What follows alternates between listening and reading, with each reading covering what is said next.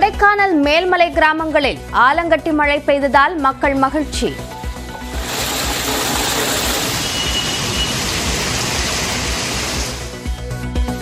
தேனி, மதுரை, சிவகாசியிலும் வெப்பத்தை தணித்த கோடை மழை.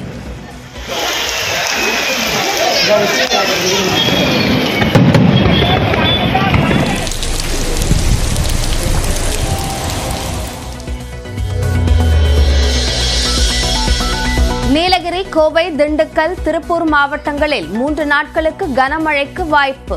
சென்னையில் இன்று மாலை அல்லது இரவில் லேசான மழை பெய்யக்கூடும் என வானிலை ஆய்வு மையம் அறிவிப்பு. குமரிக்கடலில் குறைந்த காற்றழுத்த தாழ்வு பகுதி உருவாக வாய்ப்பு. வரும் 12ஆம் தேதி முதல் 20ஆம் தேதி வரை தமிழ்நாட்டில் பரவலாக கனமழை பெய்யக்கூடும் என தனியார் வானிலை ஆய்வாளர் ஹேமச்சந்தர் கணிப்பு.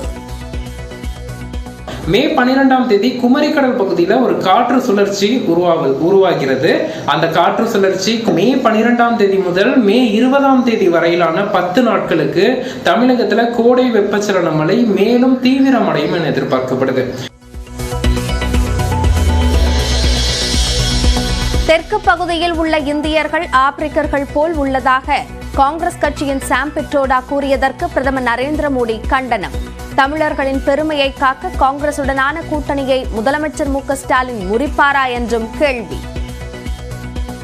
मैं तमिलनाडु के मुख्यमंत्री को पूछना चाहता हूं, जो तमिल संस्कृति की बात करते हैं, इतना बड़ा गंभीर आरोप लगाया है, क्या तमिलनाडु डीएमके कांग्रेस के साथ अपना नाता तोड़ने की घोषणा करेंगे? क्या तमिल स्वाभिमान के लिए, तमिल लोगों के लिए क्या वो हिम्मत है क्या उनमें? காங்கிரஸ் கட்சியின் அயலக அணி தலைவர் பதவியிலிருந்து சாம் பிட்ரோடா விலகல். இந்தியர்களின் நிறம் பற்றி கூறிய கருத்து சர்ச்சையான நிலையில் ராஜினாமா.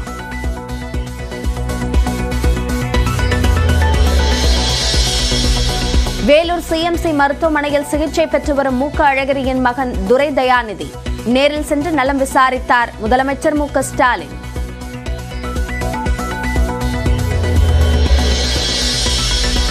மூன்று ஆண்டுகளில் 3.5 லட்சம் கோடி ரூபாய் கடன் வாங்கியதே திமுக அரசின் சாதனை என எடப்பாடி பழனிசாமி விமர்சனம்.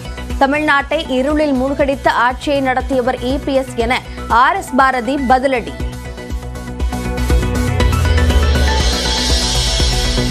மதுரையில் வாக்கு எண்ணும் மையத்தில் செயல்படாமல் போன கண்காணிப்பு கேமராக்கள் மின்னல் தாக்கியதால் ஏற்பட்ட பழுது சரி செய்யப்பட்டு விட்டதாக மாவட்ட ஆட்சியர் விளக்கம்.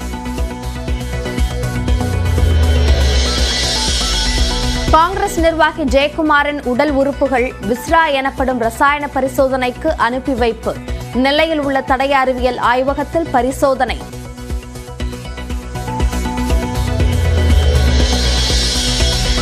மறைந்த தேமுதிக தலைவர் விஜயகாந்திற்கு டெல்லியில் இன்று பத்மபூஷன் விருது வழங்கப்படுகிறது. குடியரசுத் தலைவரிடமிருந்து விருதை பெறுகிறார் பிரேமலதா விஜயகாந்த். தமிழ்நாட்டில் 10ஆம் வகுப்பு பொதுத் தேர்வு முடிவுகள் நாளை வெளியாகிறது. தேர்வு முடிவுகளை அறிந்து கொள்வதற்கான இணையதள முகவரிகள் அறிவிப்பு. 2021ஆம் ஆண்டு டிசம்பரிலேயே கோவிஷீல்டு தடுப்பூசி உற்பத்தியை நிறுத்திவிட்டதாக சீரம் இந்தியா நிறுவனம் அறிவிப்பு. மிக அரிதாக பக்க விளைவுகள் ஏற்பட வாய்ப்பு என்பதை ஏற்கனவே கூறியதாகவும் விளக்கம். நாகூரில் பூட்டியிருந்த வீட்டில் 110 சவரன் தங்க நகைகள் கொள்ளை. பெட்ஷீட் விற்பனை செய்ய வந்த வடமாநில இளைஞர்கள் கைவரிசையா என காவல்துறை விசாரணை. ஊழியர்களின் திடீர் விடுப்பால் விமான சேவைகள் ரத்தானதற்கு வருத்தம் தெரிவித்தது ஏர் இந்தியா எக்ஸ்பிரஸ் நிறுவனம். பணியாளர்கள் பற்றாக்குறையால் விமான சேவையை குறைப்பதாகவும் அறிவிப்பு.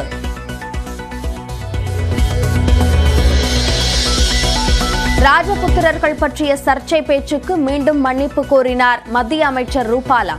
கடும் எதிர்ப்பு கிளம்பிய நிலையில் தனது கருத்தை திரும்ப பெறுவதாக அறிவிப்பு. ஐபிஎல் கிரிக்கெட்டில் 166 ரன்கள் இலக்கை 10 ஓவர்களில் எட்டி ஹைதராபாத் அணி சாதனை.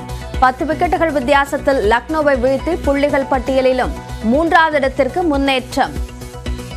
தமிழ்நாட்டின் பல்வேறு பகுதிகளில் பரவலாக மழை பெய்தது. கோடை வெயிலுக்கு இடையே குளிர்வித்த மழையால் மக்கள் சற்றே ஆசுவாசமடைந்தனர். காற்றின் திசை மாறுபாடு காரணமாக தமிழகத்தில் மழைக்கு வாய்ப்பு இருப்பதாக அறிவிக்கப்பட்டிருந்தது.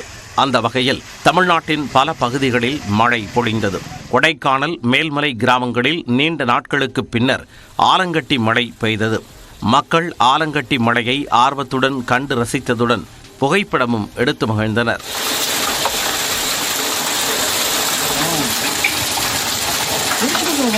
தேனி மாவட்டத்தில் தேனி, அல்லிநகரம், வீரபாண்டி உள்ளிட்ட பகுதிகளில் இடி, மின்னல் மற்றும் காற்றுடன் கூடிய கனமழை வெளுத்து வாங்கியது. வெயிலின் பிடியில் சிக்கி தவித்து வந்த மக்கள் கோடை மழையால் நிம்மதியடைந்தனர்.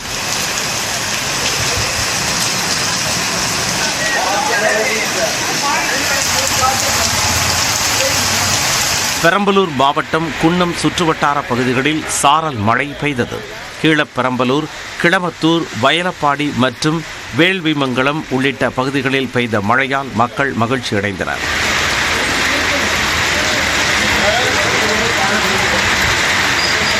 திண்டுக்கல் மற்றும் சுற்றுவட்டார பகுதிகளான செட்டிநாயக்கன்பட்டி, செம்மநாயக்கன்பட்டி, காமாட்சிபுரம், பூதிபுரம், தாடிக்கொம்பு உள்ளிட்ட பகுதிகளில் பரவலாக மழை பெய்தது. மழையால் பொதுமக்கள் உற்சாகமடைந்தனர்.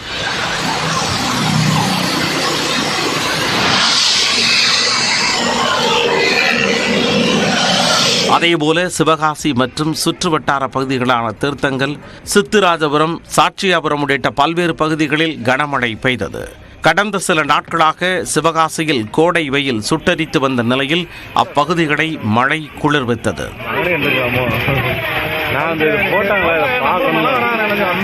மதுரையிலும் பல்வேறு பகுதிகளில் இடி மின்னலுடன் கூடிய மிதமான மழை பெய்தது.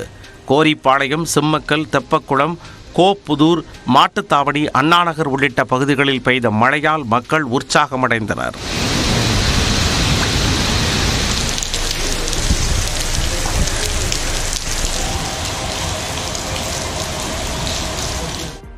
தமிழ்நாட்டில் இன்று முதல் 3 நாட்களுக்கு கனமழை பெய்ய வாய்ப்புள்ளதாக வானிலை ஆய்வு மையம் அறிவித்துள்ளது. தென்னிந்திய பகுதிகளின் மேல் வளிமண்டல கீழடுக்குகளில் காற்றின் திசை மாறுபடும் பகுதி நிலவுகிறது. இதன் காரணமாக தமிழ்நாடு, புதுச்சேரி, காரைக்காலில் இன்று முதல் மே 11ஆம் தேதி வரை இடி, மின்னல், பலத்த காற்றுடன் மழை பெய்யலாம் என வானிலை ஆய்வு மையம் கணித்துள்ளது.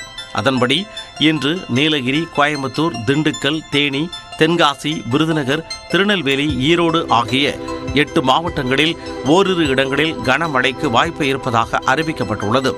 அதேபோல நாளை நீலகிரி, கோயம்புத்தூர், திண்டுக்கல், கரூர், நாமக்கல், சேலம், கள்ளக்குறிச்சி, தருமபுரி மற்றும் திருப்பூர் ஆகிய 9 மாவட்டங்களில் ஓரிரு இடங்களில் கனமழைக்கு வாய்ப்பு உள்ளதாக கணிக்கப்பட்டுள்ளது. சனிக்கிழமையும் கோவை மாவட்ட மலைப்பகுதிகள், திண்டுக்கல், தேனி, தென்காசி, திருநெல்வேலி, விருதுநகர், மதுரை மற்றும் கன்னியாகுமரி மாவட்டங்களில் ஓரிரு இடங்களில் கனமழை பெய்யலாம் என அறிவிக்கப்பட்டுள்ளது. சென்னையை பொறுத்தவரை நகரின்